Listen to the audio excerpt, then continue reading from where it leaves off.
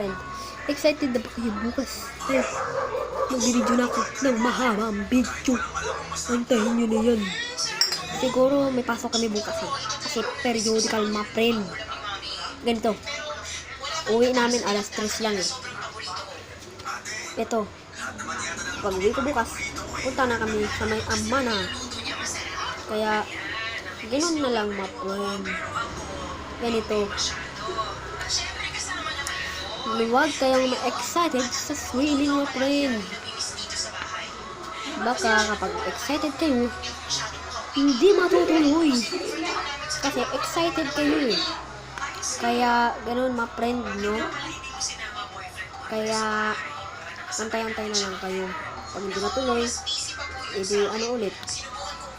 Kaya, bukas, panoodin nyo. So, ang video na to, ipapasa ko sa playlist. Sa may playlist pala. Pasensya na. Ito, kaya dito na tayo natatapos. Huwag kalimutan mo subscribe, like, and comment. Ito nga pala, malapit na pala ang Christmas, no? Shoo!